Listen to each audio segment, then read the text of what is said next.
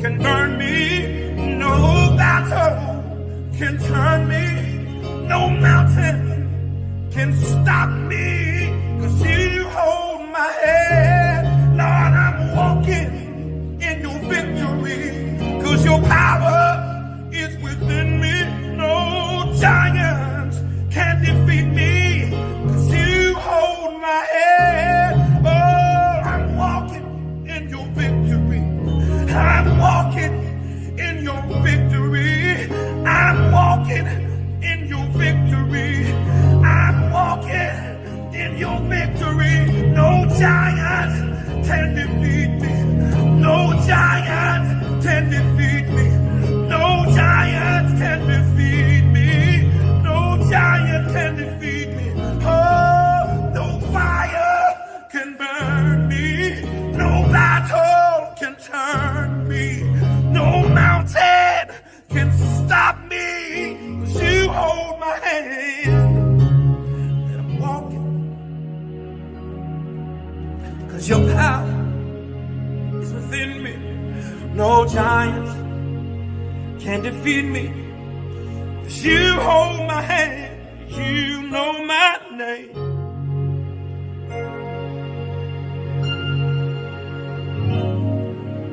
You know my name. You know my name. I told my tattoo artist, I say, man, remember I told you, I say, man, I don't feel like we should leave the house today. We just need to stay inside. And she came right to the house. I hate to even say this because nigga, man, that nigga always be. But that's what happened. She came in the house and was like, they say Kobe just had a helicopter crash. So you said we shouldn't leave the house before the shit happened.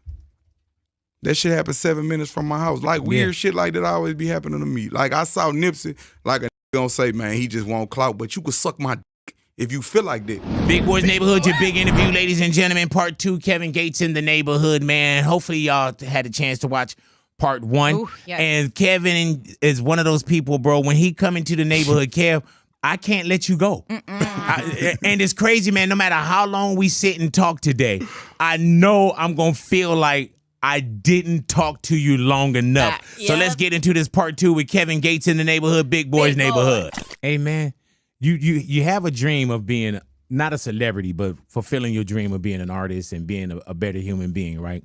I wanted to. But when you think about what you have, not versus what you don't have, what's the best thing about being Kevin Gates, and what's the worst thing about being Kevin Gates? I got a family.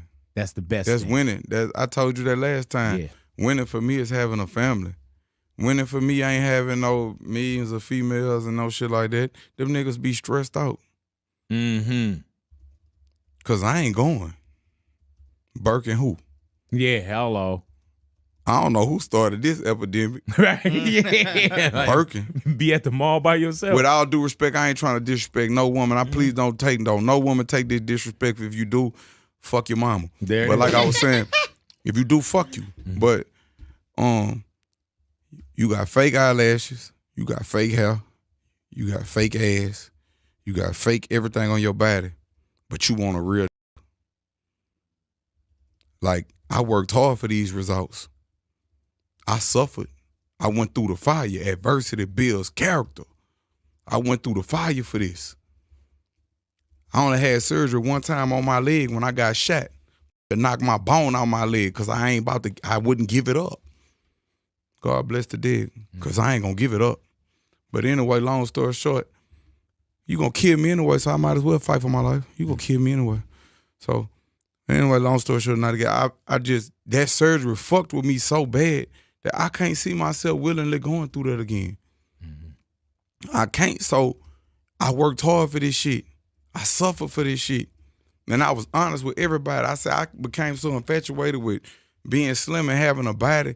I used to take Adderall to go to the gym. I used to take so much pre-workout, it probably would have bust my heart. By the grace of God, I'm still here. Until I started just celebrating my success in small increments and not comparing myself to the people that I see on the Instagram with the perfect bodies and shit. Now my body, that bitch perfect. Early on was that for you when you say the Adderall working out? Was that for you or was that for image? Image, because I wanted to be the best of the best. I wanted to be that. And it's like, nah, since I've been on the mushrooms, not the psychedelic mushrooms, but like the lion's mane, the reishi, the cordyceps, the turkey tail, like it's like the mushroom blend pre-workouts and stuff like that before I go work out. It give me a better cognitive function. It's like beet juice and the saffron give you that mental focus that you be looking for. It give you all of them things. And I'm thankful that I caught myself because I was headed for destruction. Were you depressed? Yeah, fucking right. Yeah. Some that's a cry for help when you see somebody going to the gym 3-4 times a day. Right. Something not right with him because something wasn't right with me. And as men, we'll go to the gym and just kill ourselves and hurt ourselves in the gym to keep from hurting somebody else. There's a lot of men that suffer in silence. They come up to me, they hug me in the gym, they cry right there when they see me. Because I see you. Amen. I see what you're going through. When you say suffer in silence, do you know how powerful that is? We do.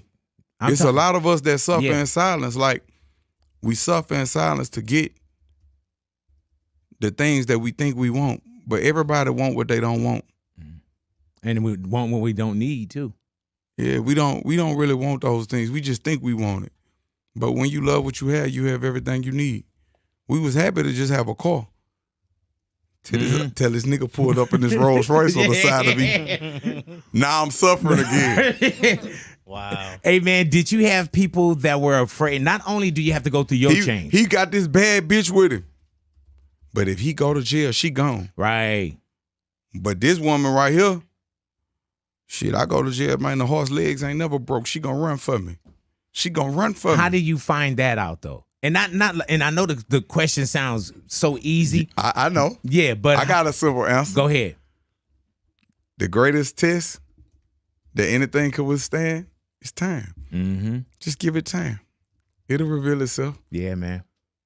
It'll reveal itself. I know a lot of bad bitches that, hey, you ain't gonna hold no nigga down if he go to jail. You not gonna pick the phone up. You not gonna do none of that. And I hate to look at it like that, but would you have fucked with me when I was broke? Mm-hmm. Do you have that? Do? Allahu Akbar, Allahu Akbar. Ashhadu an la ilaha illallah. Ashhadu anna Muhammadan Rasulullah. That's just telling me it's time for prayer. Yeah. Did you need a break? No, sir. I'm okay. All right, good. I'm gonna make it up. All right, good to go. Hey, man, do you have that? Because I hear you speak of your queen quite a bit, Drika. Is that the one that held you down? Yeah, my best friend. Like, man, me and Drake best friends. They're gonna be my best friend forever. She got children, 2 beautiful children for me. So that's my best friend. All right. What does best friend mean? I don't just want no wife. I don't want no wife. I don't even like that title. That's some American shit. I want my best friend because, you know, you gonna honor your friend different, your best friend, than you gonna honor a wife. You know, a wife just seemed like a business deal, a business title. Yeah, it seemed like a business relationship. Happy wife, happy life. Like you gonna not piss me the fuck off contingent upon if I'm keeping you happy. Like that's not. I want a best friend. I wanna have a best friend to where if you my best friend, like we there for each other.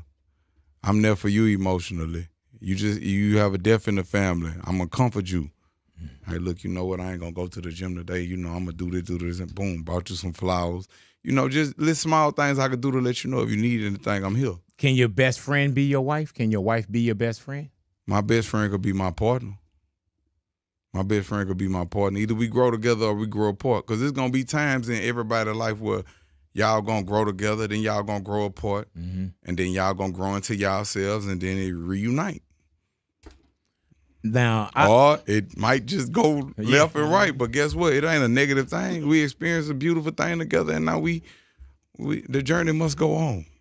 And my thing, and the reason why I did ask that, Kev, is because, like, my wife, I consider my wife my best friend. Shit, you winning. Yeah, and I'm talking about, man, like, I could be vulnerable. You know what I'm saying? I can cry in front of my wife. Yeah. I cry 3-4 times a day. Yeah. I just cry. And I don't know why. I be releasing. Sometimes I just cry. And they got this book, How to Cry Like a Man. Mm-hmm. And oh, yeah, that's Jason Wilson. Yes, Jason sir. Wilson. And he a sensei. Me and him used to be talking to my DMs.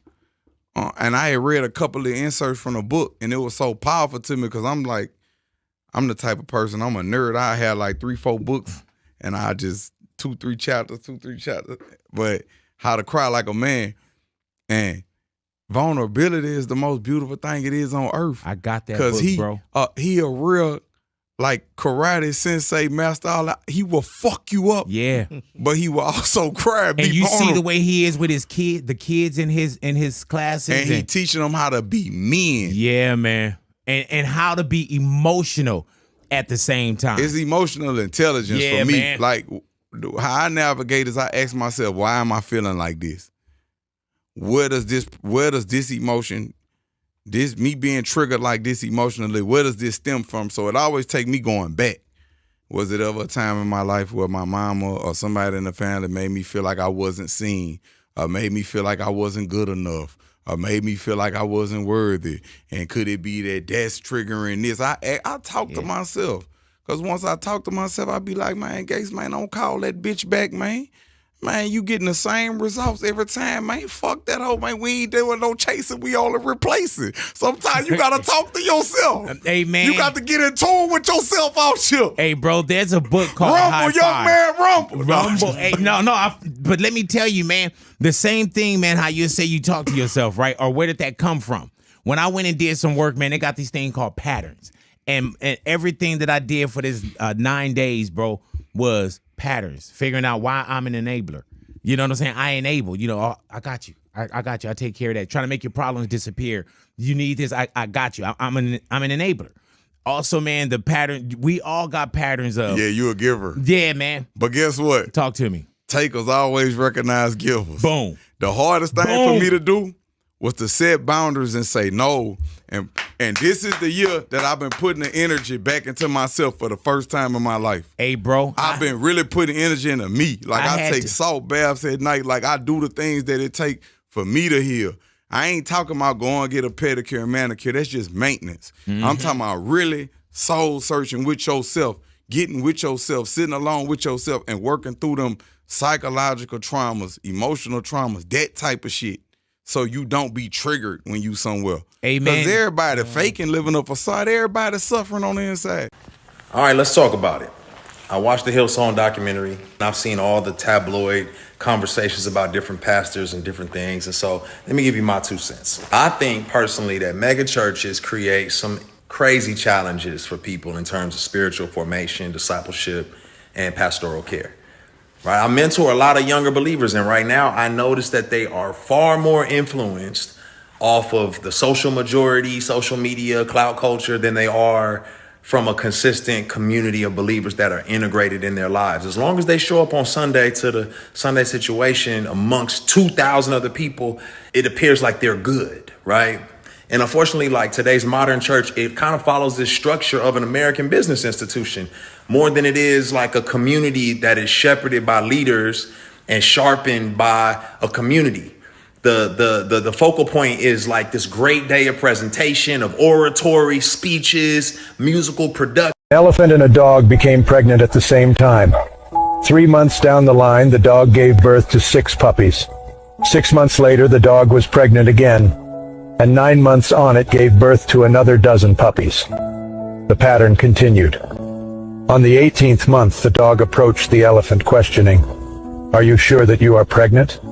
"We became pregnant on the same date.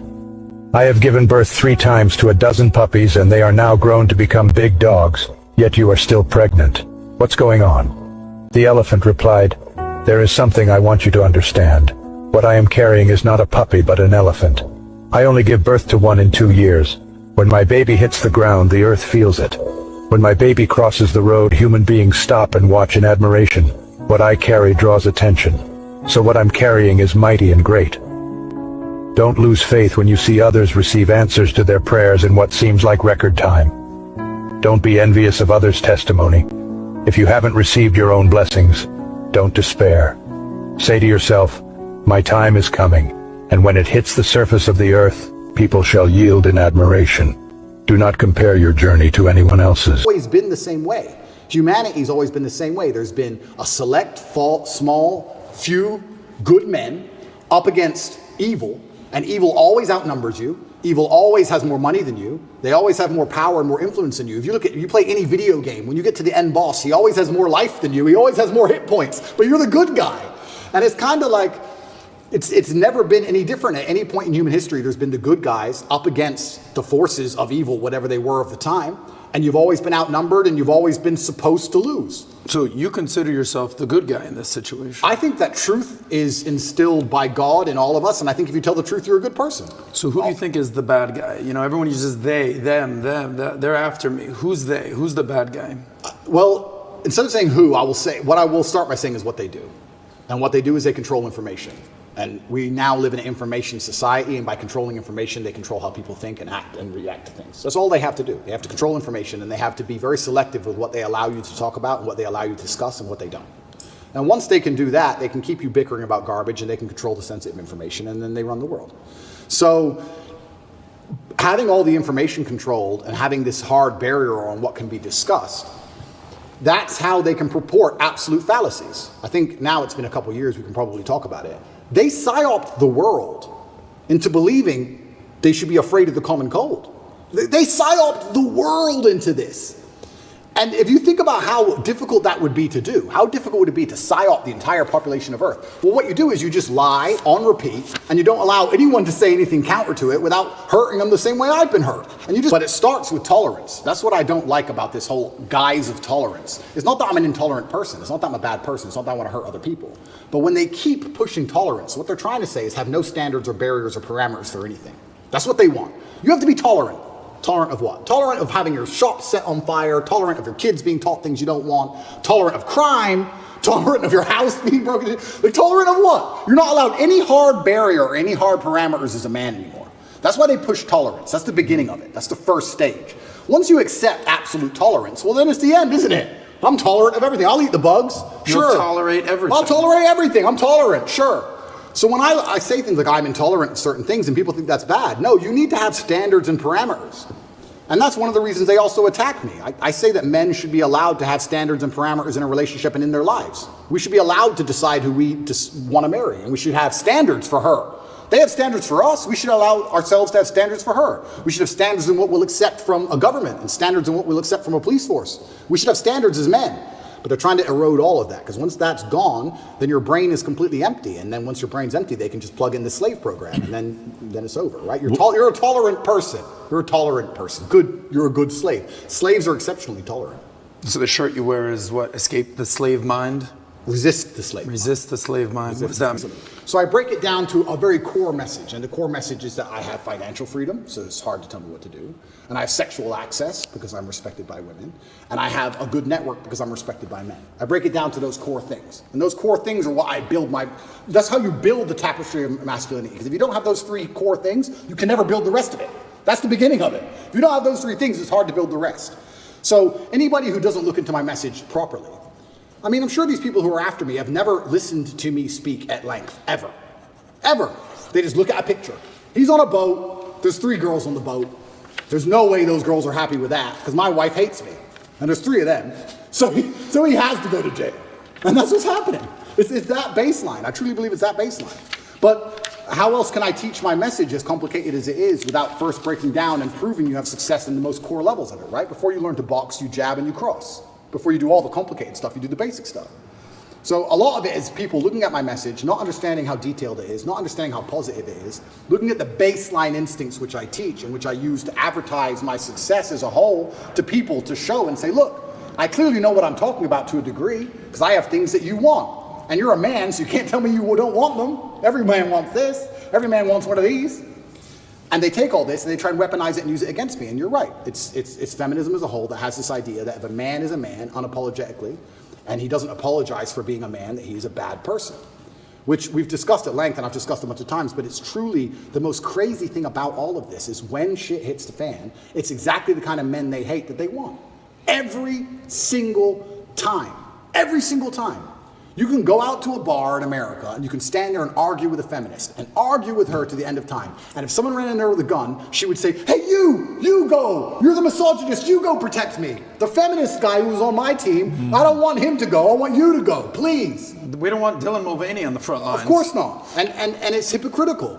And it's hypocritical, and it's done on purpose. It's purported by the Matrix. It's done to attack the baseline masculinity of men because they don't want men to be masculine. Because when you're masculine, you say no to things. I saw a really interesting study once that was it had testosterone level, and it was linked to your capability to disagree with people. The higher your testosterone level, the more likely you are to disagree, because at a baseline level, back before we were more civilized than we are today, if you disagreed with someone, you had to fight him. Interesting. You had to fight that man. For you to sit and say you are wrong, there had to be a possibility of violence. If you didn't have the capability for violence, you didn't say you didn't say they were wrong. You just agreed with stuff, right? So they don't want men who are standing up and saying, I don't believe in X. They want to reduce our testosterone levels to where eunuchs, so that we sit and say, well, I may not agree with it, but what can I really do about it? It is what it is. And then they have absolute control. Do you think There's an exercise where we could say this: rock star energy drink. Wow, I just put that in history. See how quick history come up right there. Rock star energy drink.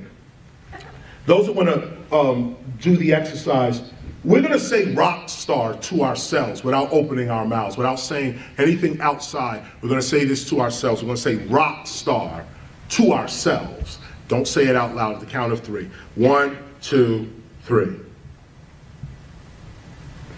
Okay.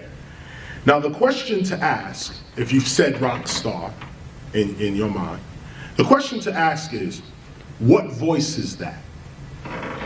What voice is that? What voice just spoke? You just said rock star without moving your mouth at all. On top of that, you on top of saying rock star, you heard yourself say rock star.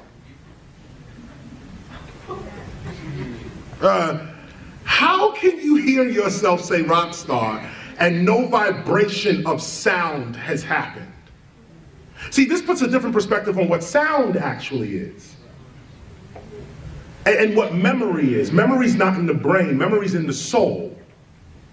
The only thing you take with you after this life is your memories or your knowledge, your experiences.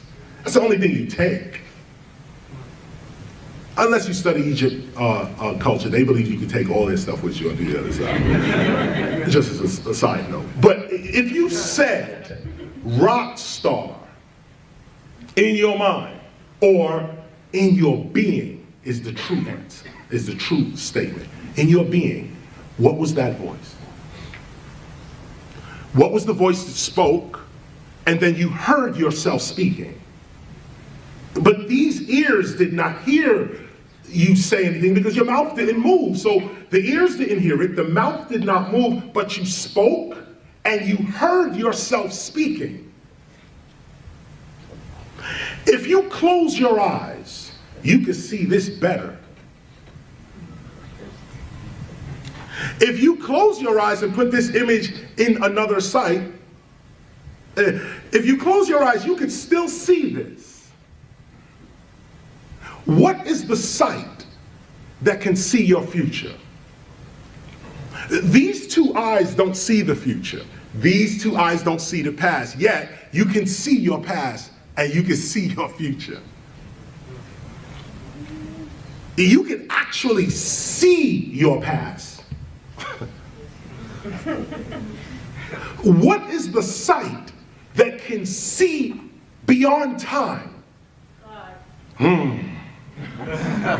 Don't give it away. What is this? Is an ancient meditation. This is an ancient meditation that I am not the flesh. I am the energy, the consciousness, the being in the flesh. And this is proof. This is no faith. This is not religion. This is actual fact. You can speak without moving your mouth. You can hear without ears. You can see without eyes. So what happens when these eyes, this mouth, and this ear drops off into the grave? These other senses are all you're left with. Death is an illusion. Once you realize this, you live your life more courageously. Now, no one wants to die before their time, so you try to protect yourself. But know that this body is the limitation of you. It is not your zenith. It is not your ultimate. Your ultimate is that voice that just said rock star. That voice that just said rock star without nothing physical moving, that person is immortal. That person is not here with you. Let's go deeper. The body is in, 3 dimensions, right? Forward, back, right, left, up, down, and time. 4th dimension. 3 dimensions plus time. That's our physical reality. Front, back, right, left, up, down, that's 3D plus time. What happened to in and out? Look at the English thought. Back, forth, right, left, up, down, no in and out. No in and out. What is in and out? Rock star. Rock star says, I exist without the body. So where is this other existence? Where is it? It's not here. It's not in 3-dimensional space where you really are. The person that said this is in a whole different dimension. Just switch a little bit. Talk to yourself more. Affirm to yourself more. Don't move none of this. No, close this down and go within and say, I am the greatest ... ever. I have all my needs coming with speed. I am a being of love and light and knowledge. No weapon formed against me shall prosper. Whatever it is, have your affirmation on your tongue. Or, in your being. This is how the gods created this whole reality. The first humans, imagine, the first humans, they came from inner space. They came out. Study the Anunnakis. They came out of inner space. Not from outer space. Inner space. Rock star. Before there was a body, there was this voice traveling in this voice's dimension. To get here to the earth, the inner voice created this outer extension of itself to be in this dimension. Once you realize that you are not just in this dimension, but you're also in another dimension, you now are free. Because whatever happens to you here in this dimension is not your only reality. See, this is how Jesus was able to get beaten and brutalized and hang on the cross. He wasn't here. He was the rock star. Inside, he went to the inner man. Do what you want with the body. I'm not here. Now, once you realize that level of consciousness, where you are officially, you identify yourself as the spirit, not the flesh. You are the inner voice, not the outer voice. Once you become the inner voice, now your outer voice has power. Now when you speak, it's not just a shell speaking. There's a being speaking through the shell. And this is where you heal all sickness in your body. This is where you command reality to work with you, and it works according to your consciousness. Why? Because it's not a shell that's speaking. There's a real being in the shell that is speaking. And when the real being speaks, all nature and the universe responds.